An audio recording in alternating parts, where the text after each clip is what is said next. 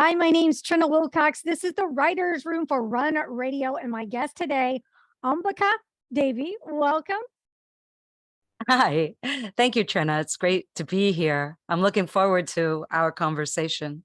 Yes, so one of the things that I liked in your bio is that you have hot tips for writers, HOT, all caps. So I think this will be great for our audience that is, experiencing maybe writing for the first time, publishing, self-publishing for the first time, and for those that, feel a little stale. I feel like you might be able to speak to all of that. Yes, I'm happy to share anything that may appear as a secret. Well, It I will no also, longer be. Let's get into it. yeah, let's get into it. I want to know just about your writing process, how long you've been writing, what I'm sparks you to completely, write. oh, okay. Yeah. What sparks me? Well, I've been doing it since I could hold a crayon.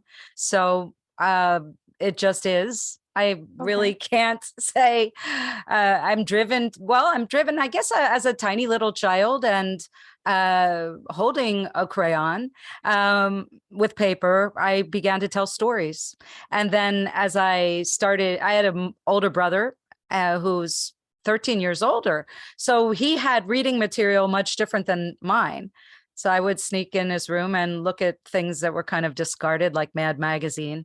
And I started making graphic novels in the borders of my notebook paper in third grade. And my teacher was fine with it. My second grade teacher didn't like it, but by the time I got to third grade, and she was really kind of weaning us off of books that had any pictures, even just a few. Hmm. But she was cool with me describing things sometimes in the borders with imagery. It started way, way back then. Now, oh, well, it's definitely a way to open up my own emotions and dump my heart out. And all artists, you're probably familiar with the artist's way, and your audience probably is. Uh, it's a helpful thing to journal. And I have tons and tons of journals. I've saved a lot. I have dream journals, idea journals, story journals, speaking journals, all kinds of them. So it's just what I'm into. And I live alone and I don't have pets and I don't have children. So I have lots of time to just pour into my creativity. So when we journal, I know that a lot of us use the keyboard a lot. There is something cool about the keyboard. I don't hate it at all, but there's still some magic to just good old fashioned pen, pencil, and paper. So do you Oh, feel yeah. like you have a different way of letting stuff flow out of you when you do that Mhm. versus just sitting down at a keyboard? Well, one of my hot tips is don't let anything slide by. Okay. Have a method to catch it. I don't care which method. I've walked around and carried a backpack with a journal and then started carrying a pad because I could have a gazillion books in my backpack also. I love colored pens. I love to draw, obviously. I mean, it started very early. It morphed into colored pens. And even if uh, I've done a lot of school and study, and if in a lecture of some sort, I'll have many colored pens and change colors sometimes just for emphasis in taking notes. So just going through a page has many colors. It gets very rainbow. It's just my process. I'm unconventional. I don't get up every morning and write. If I have a dream, I do because I want to Okay. catch it in my dream journal. But sometimes I use an app on my phone to take dictation. So, I use Otter AI. Try it. You can use it for free. It's amazing. And I've written a ton of stuff because now we're in front of screens all the time. At least I am. Well, not as much as I could be. So I like to close my eyes. Maybe I'll go out on the lanai. That's a covered patio, if you're not familiar with the term, and lie down on one of the loungers and close my eyes and just talk, tell a story. And my phone takes dictation. Uh, when I'm driving, I get ideas. Sometimes they happen in the shower. A lot of us get ideas, in the water.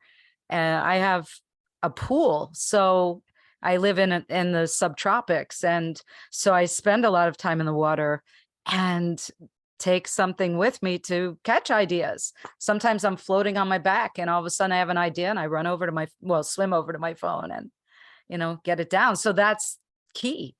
Don't let anything pass by. I know we all have. I still do, but I try to catch as much. And then I have a file system that makes sense to me, where I can save all my scraps. And I also use Evernote, which is a kind of a nice word processor that goes across platforms. And that's totally worth investing a little into if you're a writer, because you might throw something down in the morning, end up somewhere where you have to talk about it later, and you've got it, you can see it on another screen. Those are the writing tips. But Mhm. then the other thing is get up and move around. Yes. Put a song on and dance. Or when I got a mini trampoline and put it 5 steps away from my desk, from where I'm Mhm. sitting right now, it changed my whole life. Those things are You know? great.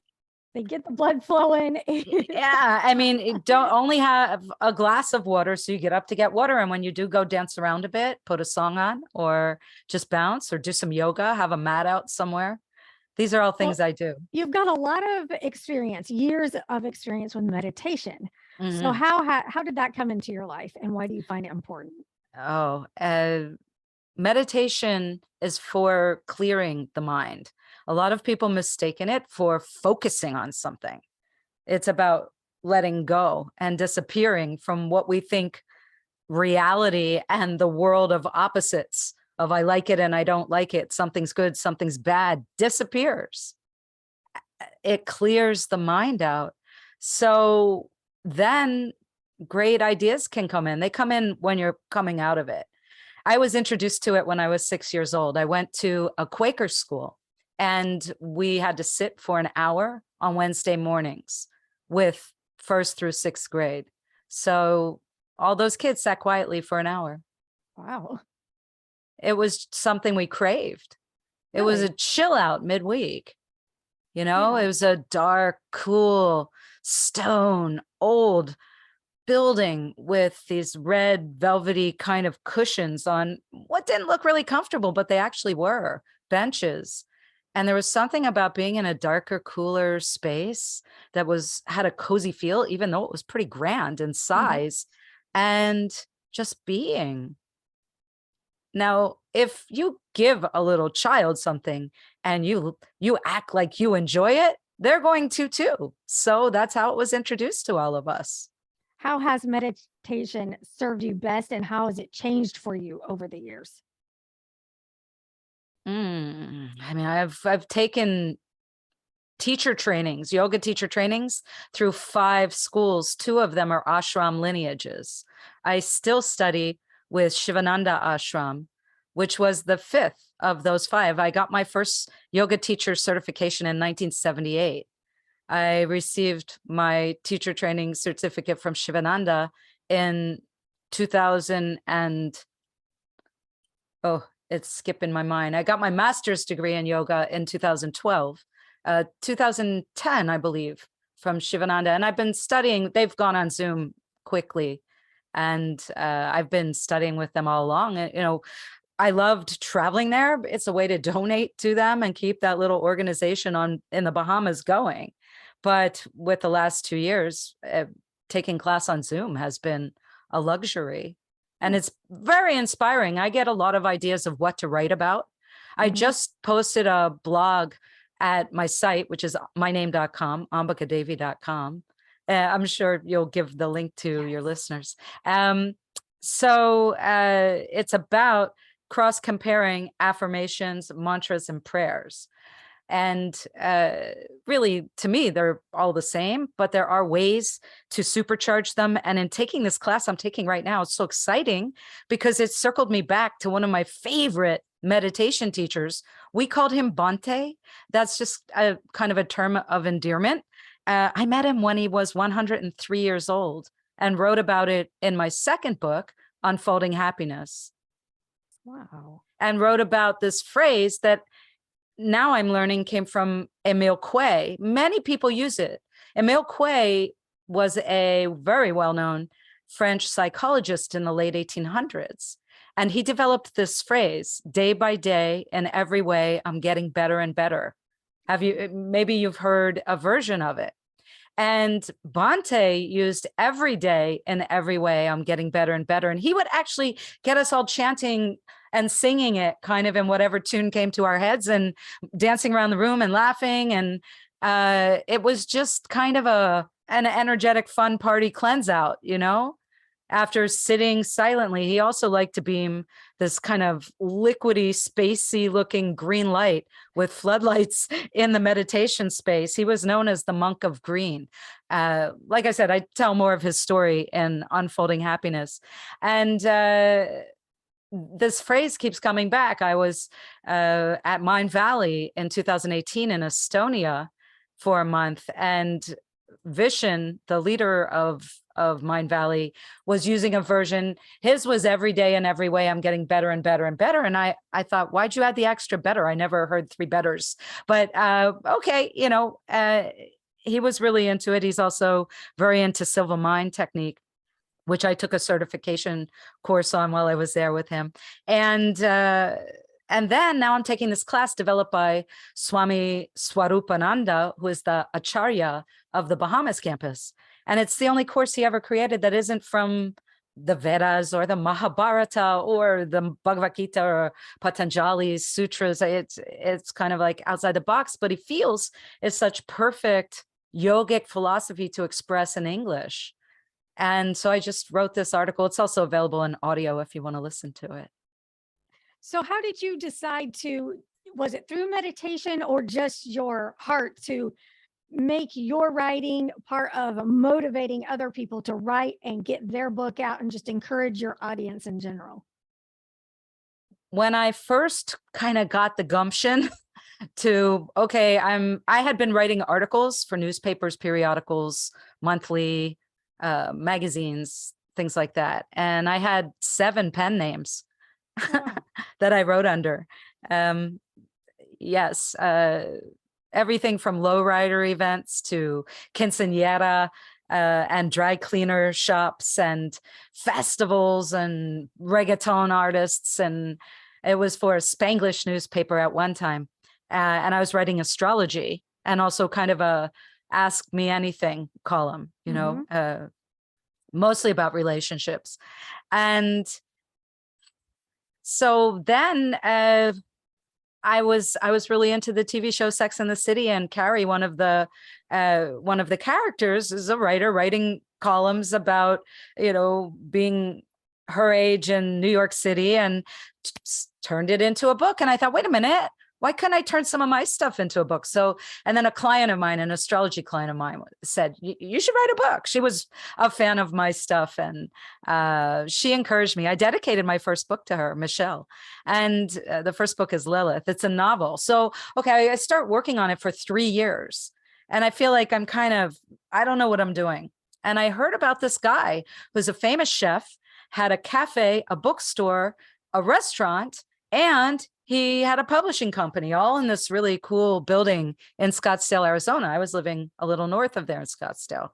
And they got together once, I guess on a regular basis. I can't remember if it was weekly or biweekly, but, and they mentored young writers. You know, when I say young, I don't mean young in age, I mean green in publishing. Yeah. And I thought I finally got the you know, to go and show up. And I called to make a reservation, and they said, oh, we're so sorry, we ended that.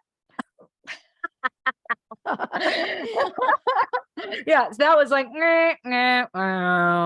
know, right. And but it was the publisher who answered the phone, the chef, the famous one.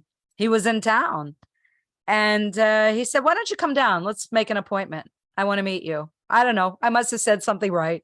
Who knows? I got all nervous, but it just so happened that he was publishing a dear, dear friend of my father for years. And so my family said, well, go, you know, he publishes this guy. Why not? And so I did. And he became my writing coach for 10 years. And that's how long, 13 years for that first book. Interestingly enough, the title, which turned out to be Lilith, was 13, the number of the goddess, when I first started writing. I mean, those are the original files. And so we made a relationship. He published that book. I had a 3-book deal. Things went a little weird, as they can with publishers. So be careful, which is why I encourage people to self-publish in the beginning. And that's my path. Might not be yours. That's fine. That was what is called a hybrid. People aren't really using that term anymore, but that's really what's happening. You pay to be published, but I was paying to be coached. So it's kind of worked into the deal, you know? Right. And then when I started working on the second book, Unfolding Happiness, he said, you know what, just take it. You go do it. You should be a publisher. So I stayed up for 3 nights and figured out how to be a publisher and did all the paperwork. And I can explain it. It's really not rocket science, and learned about copywriting and all that stuff, and created a second version ultimately of Lilith. So it's actually in its 2nd edition because I took on the publishing rights. Okay. Yeah. So I mean, that's a private kind of conversation I need to have with each and every person writing to help you figure out what's the best route for you, because I've taken several and now I'm a publisher. I have my own label. Okay. Yeah, that might be another, if you want to come back and speak on that, because I think it can get confusing what's best, and not necessarily one is always better for the other. And sometimes it may just be book by book what you might choose to do. Like I learned with children's books, you've got an illustrator involved, then you've got the book involved. If you're paying someone if they're taking a cut for publishing, you ain't going to be left with a lot. So, well, also when it comes to the visuals, and I would love to come back and talk about this because I have a degree in fine arts. I do my covers, you know, yes. I now this one, Cupid is a Bastard, my 6th book is, and it's about love of all kinds. That's a collage. I have been a collage artist forever, but I do have an art department that works for me. And I have also a web department that works for me. Who, you know, there comes a point where you have to start paying people to do things. You have to stop trying to do everything because you'll make yourself nuts. Right. And you want to put your focus on your passion. You don't want to become unhappy, you know, that can stagnate you. We were talking earlier, I can't remember if it was before we hit the record button, but we were talking about motivation, or, you know, I do it in the moment. Oh, it was, because I was talking about capture it. But the other thing is play with other art forms, and that's the artist's way. Now, I went to art school, so of course I got into the artist's way when it came out, and I was a visual artist who was checking out the, you know, oh, okay, journaling, but I've always done it. But, you know, it's kind of fun to take the course and learn a way to present it, because some people really crave and need structure, you know, I am not that type. I am that free, you know, flowing kind of Chiquita that, but some people do need that, you know, get up at 6 a.m. or 4 a.m. and, you know, do this and write at this point. And even if you sit and stare at your paper, I don't have a problem of stuff wanting to come out of my heart, down my arm, and through a pen or a keyboard. Well, before we go, I do want to talk about your next book. Tell us a little bit about that and where people can find it. My next book, or the newest one you're book? the newest. Oh, the newest book. Yes. Cupid is a Bastard. It's but maybe not such a bastard, because the thing is, I've had a lot of lovers and family and friends who have died.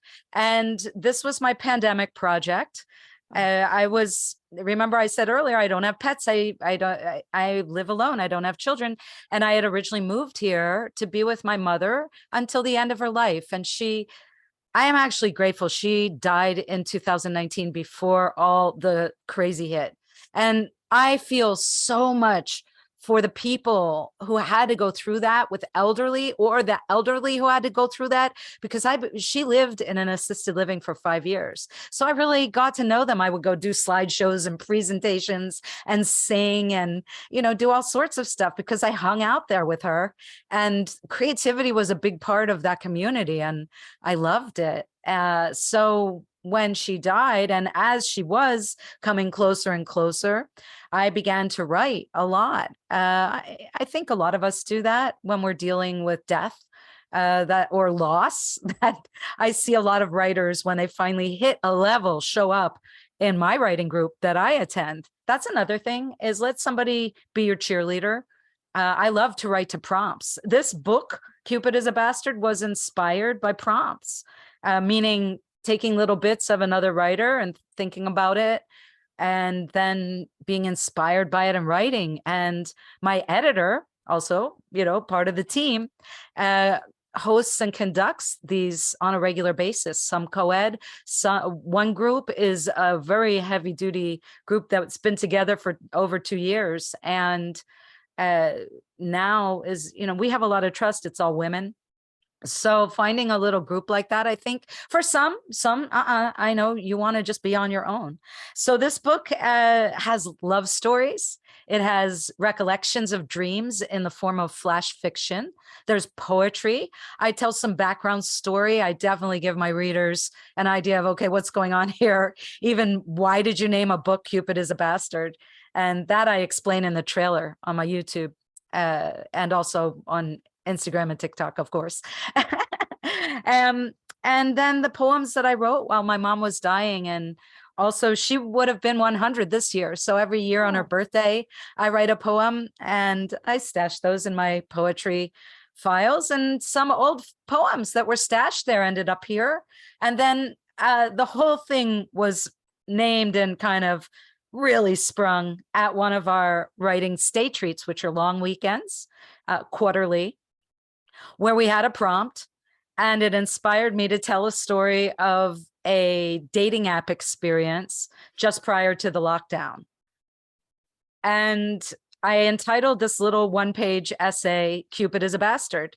We always have a guest speaker during these long weekends.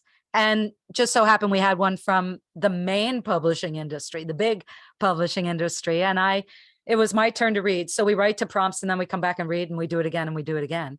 And so I read my little essay, and I usually title stuff. That's how I can find it in my files later. It may change, but that's how it starts. And she, as soon as I named this one, Cupid is a Bastard, she screamed out, that's a great name. And I thought, okay, as soon as I'm done reading, I'm buying that URL. Awesome. Thank you so much for your time. Is there anything you want to share real quickly before we close? Please connect with me. I actually hang out with you once a month. So if you join my mailing list at ambikadevi.com, I will invite you every month to get together for a movie or a guest speaker or both, different presenters, and it's free, just to say thank you for opening my once a month email. There's also free stuff there that you can learn from about the different topics that I'm involved in, and my blog. So, you're all bookworms like me. You might like that. I'm going to go check it out. So thank you very much for your time. Appreciate it. Thank you, Trina. I really appreciate being here. And thank you for listening to the end, everyone. Thank you.